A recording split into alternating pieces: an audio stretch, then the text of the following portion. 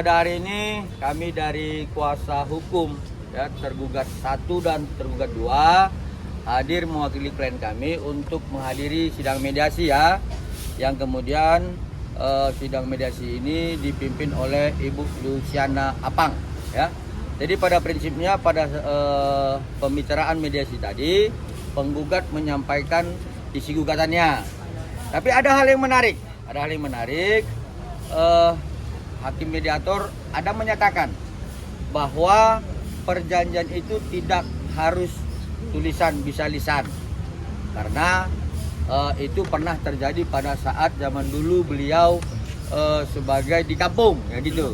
Dan kemudian kami dari tergugat 1 dan tergugat 2, ketepatan saya ya, yang sekarang dijuluki pengacara kampung, mengaminkan apa yang disampaikan oleh Ibu Luciana, bahwa sampai dengan sekarang saya masih mewarisi perjanjian lisan itu, yaitu sampai dengan sekarang saya juga masih berkomunikasi by phone kepada buruh tani yang di kampung kami ya, saya sebutkan Desa Narigunung, Kecamatan Tiganregat, Kabupaten Garut, Sumatera Utara.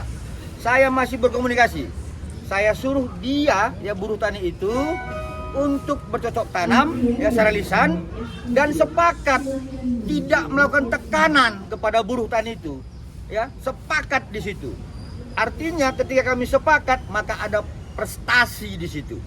Nah, kemudian kami sampaikan bahwa kalau misalkan mediasi itu salah satu unsurnya adalah berdasarkan Perma 1 2016 adalah beretikat baik.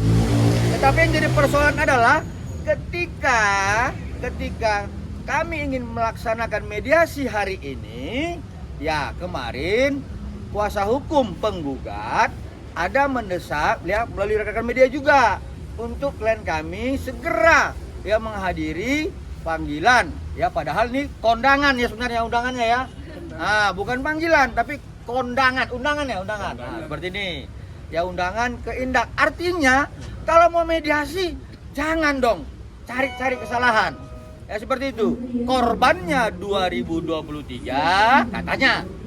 Tetapi lapornya 2025. Lah emangnya sakitnya lama kok sekarang lapor? Ini kan mencari-cari kesalahan. Artinya mediasi dengan rohnya beretikat baik tidak terpenuhi pada hari ini. Yang kedua saya sampaikan, kalau perjanjian lisan seharusnya tidak ada yang boleh tertekan, seperti kami sampaikan. Nah, kemudian lanjutannya adalah dilakukan mediasi lanjutan tanggal 1 Juli. Saya pikir demikian. Silakan, rekan Yawan. Dokter RG itu tertekan memang ketika ada kesepakatan itu. Itu sudah pasti dia merasa tertekan ya terhadap produknya yang diburuk-burukan mulai Oktober 2024 dijelek-jelekkan, bahkan ada bahasa yang nanti kita akan buktikan di sidang pidana, kredibilitas dokter akan hancur. Itu kan tekanan. Ada bahasa itu akan disampaikan dalam persidangan seperti dalam itu. bentuk WA atau telepon? Berbentuk WA ya seperti itu. Nah, kalau menurut Bang Fahmi kan ini bukan bukan pemerasan tapi kesepakatan. Adanya tawar menawar di situ dari 5M, dokter RG menawar jadi 4M. Artinya kan ada kesepakatan yang dibuat. Sebentar, saya jawab ya. Itu versi sana ya, Pak? Oke. Nah, ini masing-masing juga dulu mahasiswa pernah jadi preman terminal ini. Ya pernah nih ya. Pada saat mengambil uang diktatnya, dia sering katakan, dia malak orang, malak mahasiswa yang lain. Kasih 1.000, tawar dong bang. Bisa kan? Tukang palak juga suka nawar gitu loh.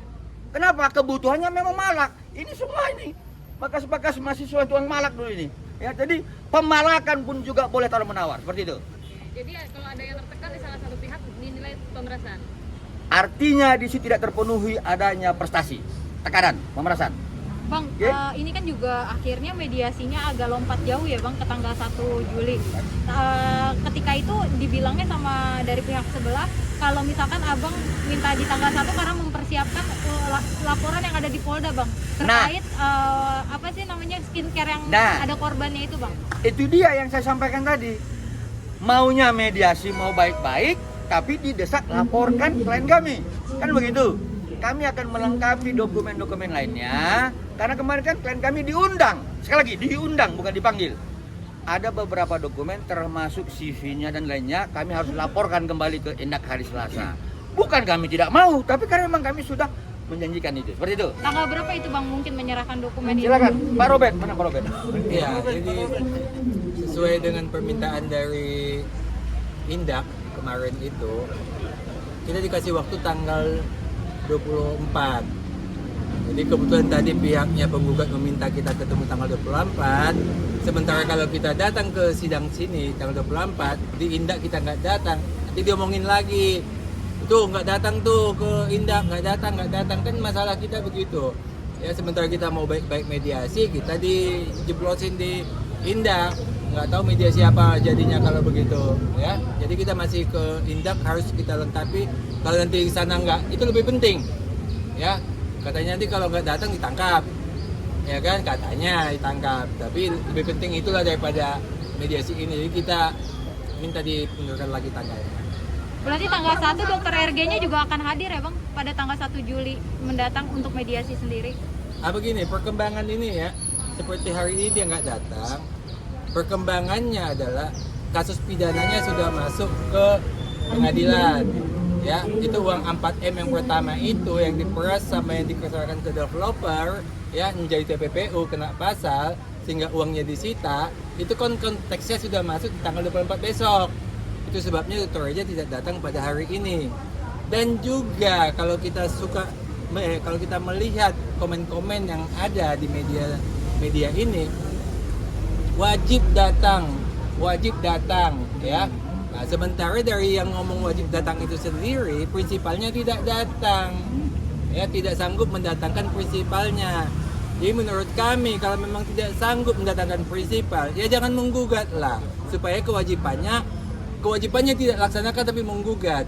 Jadi mestinya dia siap. Pada saat dia tidak mampu mendatangkan prinsipalnya, kewajibannya tidak mampu laksanakan, jangan menggugat gitu. Tapi kalau dia menggugat, wajib datangkan hari ini. Ya, jadi jangan cuma bilang wajib, tapi tidak bisa mendatangkan prinsipalnya. Ya. Jadi proposal perdamaian itu gimana Bang? Proposal perdamaian, ya silakan Pak Surya. Jadi kami tegaskan bahwa klien kami Dr. Reja saat ini patuh dan taat Iya. atas peraturan Mahkamah Agung untuk melakukan mediasi. Mediasi itu kami laksanakan, tapi dengan pasti kami nyatakan klien kami tidak mau berdamai. Tegas kami nyatakan bahwa klien kami tidak mau berdamai, silahkan proses hukum dijalankan sebagaimana mestinya. Jadi tidak ada alasan takut atau tidak, tapi yang pasti klien kami tidak mau damai. Silahkan mekanisme hukum. Disuruh mengajukan proposal perdamaian Bang. Ya, jadi begini, proposal itu kan sebenarnya diatur dalam ketentuan mekanisme hukum. Nah, misalkan ya dalam perma ya, misalkan nih saya kreditur, kalian debitur, lalu kemudian biasanya kawan-kawan yang wan prestasi itu adalah debitur, lalu kemudian saya kreditur menggugat kalian. Nah, lalu akhirnya ada di situ proposal untuk menyelesaikan hutang piutang, begitu loh. Nah, jadi ya kalau kami merasa memang dianggap penggugat melakukan wan prestasi, utang apa yang kami miliki, berapa, di mana kami berutang. Uang kami yang diperas, kok sekarang kami bilang berutang. Ini kan aneh jadinya begitu loh. Seperti itu ya. Bang, Lagi? dari 4 miliar yang disita itu Abang sudah terinfo belum Bang? Berapa jatah MM, berapa jatah Mail? Nah itu nanti akan dibuka dalam dakwaannya. Itu kan materi pokok perkara. Yang pasti bahwa terjadinya pergeseran uang 4 miliar itu sudah dilaksanakan sebesar 2 miliar secara transfer dan sebesar 2 miliar secara cash langsung, dengan bahasa ancaman, tekanan, kalau lu nggak kasih hancur kredibilitas lu, seperti itu. Jadi begini, uang itu bukan dibagi-bagi, bukan dibagi-bagi untuk berdua, bukan. Uang yang 4M ini digunakan untuk membayar ke developer, karena penggugat punya kewajiban, dikasihlah uangnya ke developer. Bayar apa Bang? Akibat pemberian uang ke developer ini menjadi TPPU. Itu penyebabnya TPPU-nya. Jadi supaya mungkin tanya TPPU-nya di mana? Uang yang diperas 4M diserahkan ke developer, itu menjadi TPPU. Karena dia dua-duanya kena pasal, pemerasan TPPU kena pasal, makanya uangnya disita. Ya, jadi uangnya disita. Jadi jangan salahkan kami kalau uang itu disita, ya memang itu kena pasal dua-duanya. Jadi bukan dikasih ke Mail sama ke NM, enggak. Oh, transfernya ke itu bang. Transfernya itu ada dibuat transfer not kita kepada PT Bumi Wasesa, ya. Nah, itu jelas ya. Mungkin penyidik menduga bahwa disitulah adanya terjadinya TPPU, ya. Jadi uang yang diperoleh dari kejahatan kemudian dialihkan kepada sesuatu, itulah TPPU-nya. Seperti itu ya.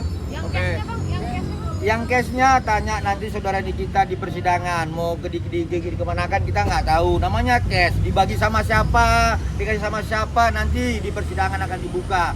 Sini kita membagi kepada siapa. Kalaupun nanti saudara kita mau pasang badan ya sudah, ya nanti kita buka di persidangan seperti itu. Ya udah, oke bang. Cukup. Udah cukup bang.